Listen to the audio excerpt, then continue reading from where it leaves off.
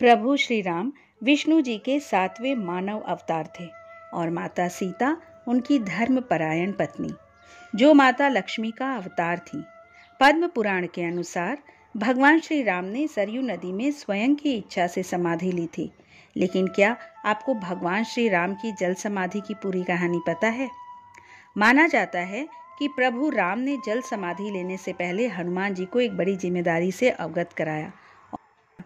आइए जानते हैं कि कैसे प्रभु राम ने जल समाधि से पहले हनुमान को सौंपा एक अहम कार्य। रामायण की समाप्ति के बाद श्री राम के वापस जाने का समय आ गया, लेकिन राम भक्त हनुमान उनके साथ नहीं जा सकते थे, क्योंकि 7 चिरंजीवियों में हनुमान जी भी एक है। श्री राम को जाना था, ये एक नियति थी, और हनुमान जी को यहाँ रुकना था, ये भी एक नियति थी। पर हनुमान जी को समझाना मुश्किल था। वे राम जी के बिना रह ही नहीं सकते थे। श्री राम ने उन्हें अपनी ओर से बहुत समझाने का प्रयास किया। श्री राम ने कहा कि तुम हमेशा मेरे साथ ही रहे हो, लेकिन इस बार पृथ्वी पर तुम्हें और भी कर्तव्य निभाना है। साथ ही सीता से लव कुश का ख्याल रखने का लिया वादा भी तुम्हें निभाना है। भगवान राम ने हनुमान जी को भक्त से भगवान बनने की बात कही, लेकिन हनुमान उनकी बात नहीं मान रहे थे। उनकी हट थी कि या तो आप यहीं रहेंगे या मैं भी आपके साथ जाऊंगा, पर यह संभव नहीं था। इसलिए भगवान श्री राम ने धरती में एक छोटा सा छेद किया, वो भी हनुमान जी से नज़र बचाकर, और उन्होंने अपनी एक अंगूठी उसमें गिरा दी। अंगूठी गिरते ही भगवान ने कहा, ओह मेरी अंगूठी इसमें गिर गई, हनुमान उसे ले आओ। हनुमान जी सूक्ष्म रूप धारण कर उस छिद्र के अंदर प्रवेश कर गए और वे नीचे की ओर जाते गए और पाताल लोक में पहुंच गए। पाताल लोक में शेषनाग हनुमान जी को देखकर पूछते हैं, आप यहाँ क्या कर रहे हैं? हनुमान जी ने कहा, मेरे प्रभु की अंगूठी गिर गई है, उसे लेने आया हूँ। शेषनाग मुस्कुराने लगे। हनुमान जी ने कहा, आप मुस्कुरा क्यों रहे हैं?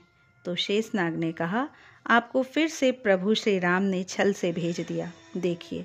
और जब हनुमान जी ने वहां देखा तो वहां अंगूठियों का अंबार लगा हुआ था। हर बार त्रेता में श्री राम आते हैं और हनुमान जी को छल से अंगूठी लाने कहते हैं, और हनुमान जी के जाने के बाद श्री राम समाधि ले लेते हैं। दोस्तों, 4 युगों का कल्प पहली बार नहीं हो रहा। ये 4 युगों का चक्र पहले भी हो चुका है और बार बार होगा।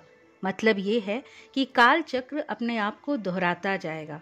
यानी ये पहला कलयुग नहीं है, इससे पहले भी कलयुग बीत चुका है और उसके बाद एक 4 युगों का एक नया चक्र शुरू हुआ, जिसमें से हम सबसे आखिरी युग कलयुग में जी रहे हैं। अब बात करते हैं कलयुग के सबसे जागृत देवता हनुमान जी की। ज़्यादातर लोगों को सिर्फ ये पता है कि हनुमान जी भगवान राम के त्रेता युग से भक्त हैं, लेकिन और भगवान श्री राम विष्णु जी के ही अवतार है, और हनुमान जी शिव जी का हिस्सा है जो विष्णु जी की सेवा करते हैं। भगवान विष्णु की सहायता के लिए त्रेता युग में हनुमान जी के रूप में इन्होंने जन्म लिया और इस कलयुग तक भगवान राम के आदेश का पालन कर रही है। हनुमान जी हर युग में भगवान विष्णु जी के किसी भी कार्य में मदद जरूर करते हैं।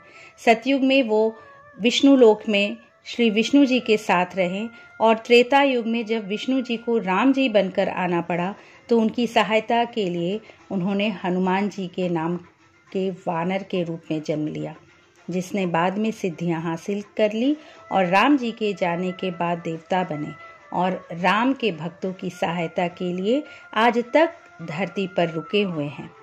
अभी कल्कि अवतार जब आएगा तब भी हनुमान जी विष्णु जी की सहायता किसी न किसी तरह से अवश्य करेंगे। सही कहा गया है, भगवान हनुमान जी से बड़ा सेवक कोई नहीं हुआ और ना ही कोई भगत हुआ। ये सच में हनुमान जी के लिए सही ही। दोस्तों, यदि ये वीडियो आपको अच्छी लगी हो तो इसे प्लीज़ लाइक कर लीजिएगा, अपने जानने वालों में इसे शेयर कर लीजिएगा, और अगर अब तक आपने इसे सब्सक्राइब नहीं किया है तो प्लीज़ इसे सब्सक्राइब कर लीजिए। अगली बार एक नई वीडियो के साथ आपसे फिर मिलेंगे। जय श्री राम, जय हनुमान।